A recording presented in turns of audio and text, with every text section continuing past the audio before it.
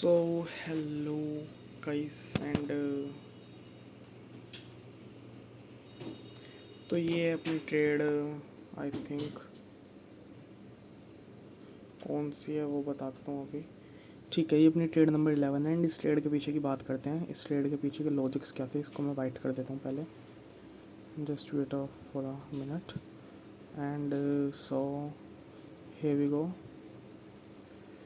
तो यहाँ पे जैसे हम देख सकते हैं इस ट्रेड को मैं थोड़ा ऐसा रखता हूँ ताकि क्लियरली शो हो जाए चीज़ें। तो ठीक है, एक second just wait and okay done. तो ठीक है, ये अपनी ट्रेड के पीछे के लॉजिक्स मैं क्लियरली एक्सप्लेन करता हूँ क्या है। सबसे पहले डेली में आ जाता हूँ। डेली में आने के बाद क्या था, मेन जो चीज़ थी वो ये थी कि मार्केट ना यहाँ पे पैटर्न फॉर्म कर रही थी अपना। इसको ब्रेकआउट देने के बाद मार्केट ऊपर गई, ऊपर जाने नीचे आई एंड यहाँ से it's it's showing buying to S. ठीक है, देन यहाँ पे क्या हुआ, मार्केट ने इसका ब्रेकआउट भी दे दिया, सब चीज़ होगी। अब मार्केट जब वापस नीचे आई ना, यहाँ से एक तो मार्केट रिजेक्ट हुई 0.60 से इसके। ठीक है, सबसे पहली चीज़ मार्केट डायरेक्ट 0.60 पे आके मार्केट ने एंगल्फिंग करी एंड एंगल्फिंग के बाद direct market has came down. ठीक है, पहली चीज़ इतनी।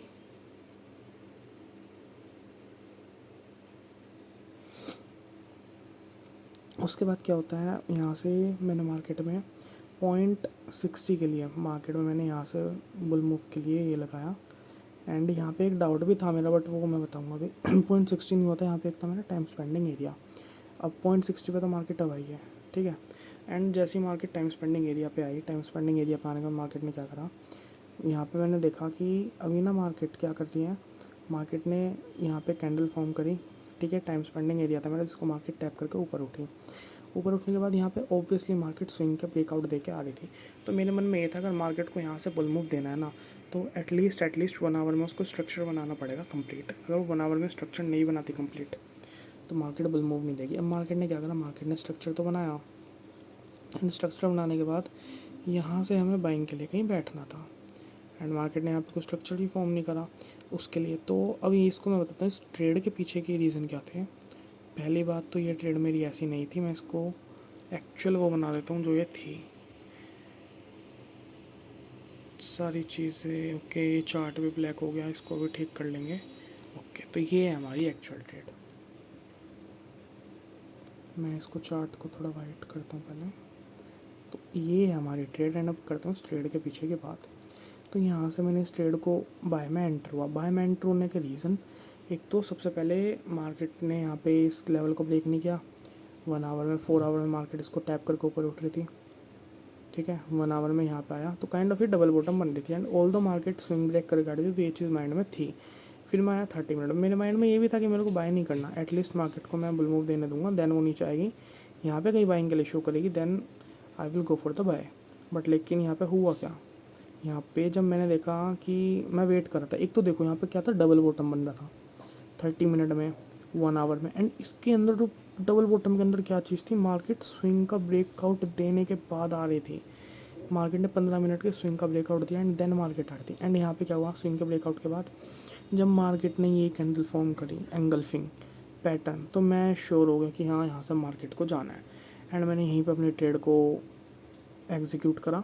अपना टीपी मैंने रखा यहाँ का 1:5 की ट्रेड थी एंड मार्केट ने ऑल दो में 1:1.5 1:1 तो दे दिया। ठीक है, बट जो एक्चुअल ट्रेड थी उसका टीपी नहीं आया एंड इस ट्रेड के पीछे का एसएल का रीज़न बताता हूँ क्या है। एक तो 1 आवर में इतना कुछ खास स्ट्रक्चर था नहीं जो मतलब मैं अब तक समझ पाया उन चीज़ों के उसमें। ओहो क्या हो गया, मार्केट ने पता है कहाँ से रिजेक्ट हुई है, एग्जैक्ट 1 आवर की 0.60 फ्यूरी रिट्रेसमेंट से। Market formed doji over there and in 30 minute it formed R pattern and then it just came down directly without any swing break and without anything.